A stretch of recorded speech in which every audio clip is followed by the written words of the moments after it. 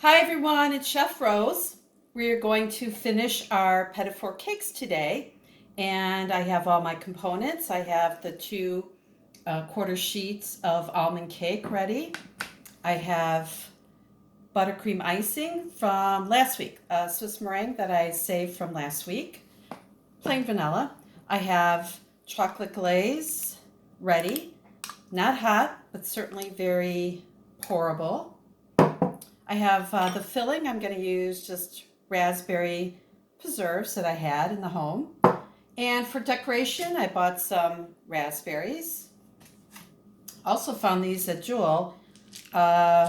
White chocolate little curls.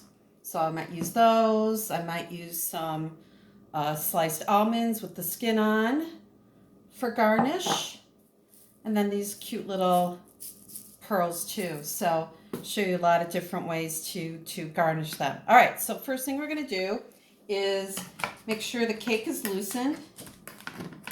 Cakes took about 16 minutes in the oven till they were light golden brown, pulling away from the side of the pan. So use your side scraper, lift it up. I'm going to assemble these on a cardboard. So I want to take off the parchment, of course. Turn it upside down. All right. Perfect.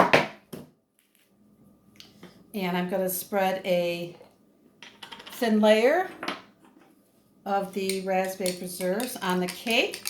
You can use apricot preserves. You could probably use an orange marmalade. That would be really nice as well. I like the variation between the buttercream and the preserves. It's got just adds a nice flavor. The raspberry, almond, and chocolate are all good flavors. They all go together. They complement each other. But certainly you could do just buttercream on the inside as a filling as well if you didn't want to do that. But it's really nice to have the contrast in flavors when someone goes to eat this. That it's just not all cake and buttercream and glaze. It can all be very rich. Here the preserves are kind of breaking up that richness a little bit. Cherry preserves, ooh, that'd be really good too, especially with the chocolate. So you can see it can certainly be a variety of fillings. Icing too, you can flavor the buttercream as well. All right, there we go. Nice thin layer. So I'm going to loosen the other cake and put it right on top. All right, loosen it. Help lift it up with the bed scraper. And then use the parchment to hold it and put it upside down right on top there. Beautiful. There you go. So now I'm going to do a very thin crumb coat of the buttercream. Very thin. So this is what's really important is this glaze that I'm going to put on the, I don't want the glaze too warm because it'll melt the buttercream. But it's still fluid enough. It's still got a little bit of warmth to be fluid. All right. And you can certainly do this ahead of time, the cake. Get it all ready and then refrigerate it if you're not ready to finish them. It can also be frozen. All right, very thin. Again, it's crumb coat, so you're just coating the crumbs so you don't get those crumbs in your glaze. Right. Flavors for buttercream could be really anything. At school we have that wonderful praline paste, which would be great. That would be really good with the apricot, actually. Apricot preserves. You can flavor the buttercream. Chocolate. The chocolate and chocolate would be kind of rich, but you certainly could do that. All right, nice thin coat. Great. All right, so next thing we're going to do, we're going to have, I have a sheet pan here with a grate on it and then parchment underneath so that I will actually glaze the cakes on the grid here so that any extra glaze goes underneath and I can actually scrape it up and reuse it. So make sure the parchment is clean. So I'm going to show you how to cut out. I've got this round little cutter. It's about 1.5 inch, and I'm just going to cut out the cakes. Do it as close as you can. Now, of course, like I mentioned, I believe in my lecture notes, a lot of people do square because, of course, then I would have no waste of cake. But the problem is that it's hard to get a nice glaze around square edges versus like a round or an oval cut. So as much as I have a little bit of scrap and waste, they will look nicer, they will glaze easier. So I'm just going to do a few here. I'll cut out 8 just for the demo, but you can see I'll get quite a bit.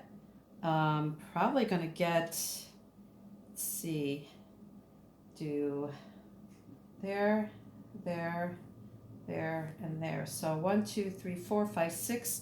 6 times 4, 24 little cakes from this assembled cake. So now I kind of lift up, get rid of the scraps. Oops. And I'm going to lift up the cake with the little tool here and put them right onto the rack so I can glaze them. Put some space in between.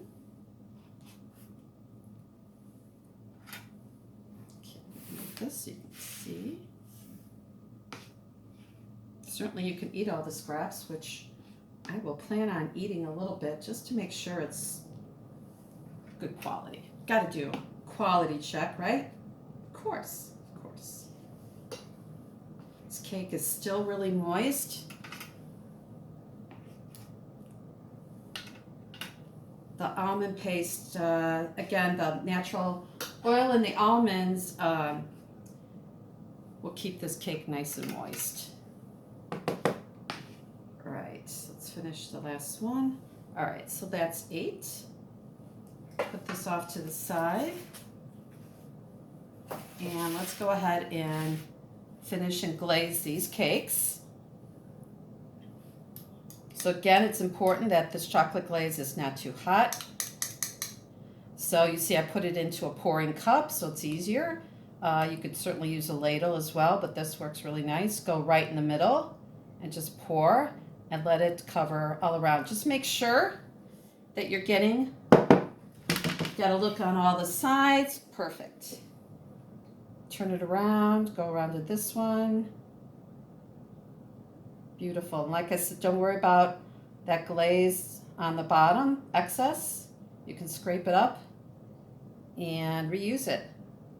If you feel like you got some cake crumbs in this chocolate glaze, you can certainly strain it to get out any excess cake pieces or crumbs.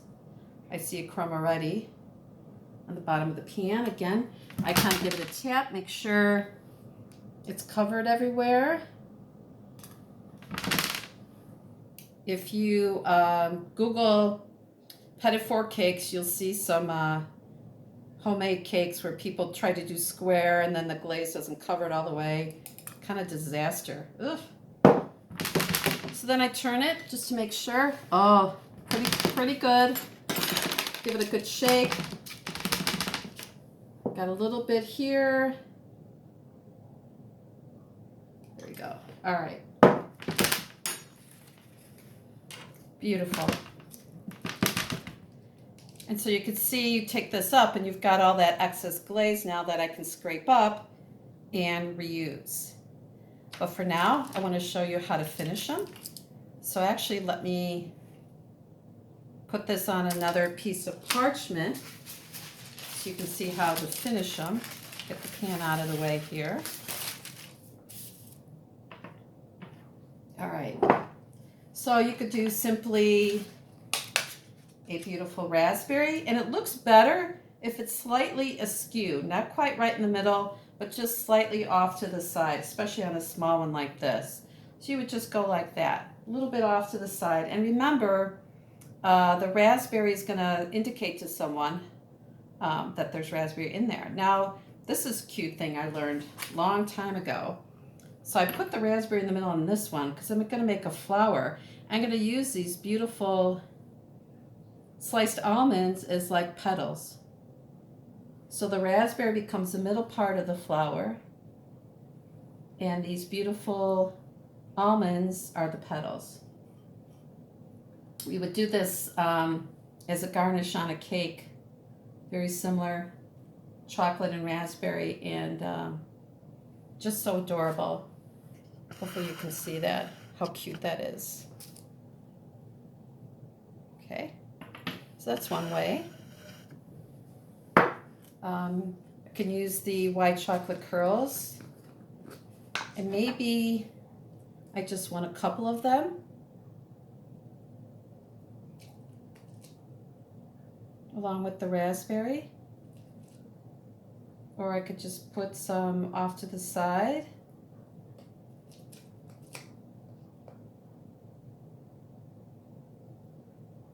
I kind of like the raspberry on it. There we go. Maybe the little pearls as well. These little pearls go all over the place, so be very careful. Again, just a little bit, or maybe a lot. Maybe right down the middle.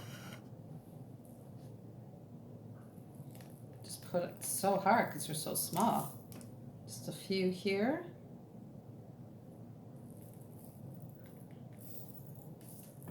Few there. Some on the floor. So there you go. There's some petit fours. I'm going to put them in the refrigerator. They probably got a 2 to 3 days shelf life. The glaze will firm up, but will always stay very soft.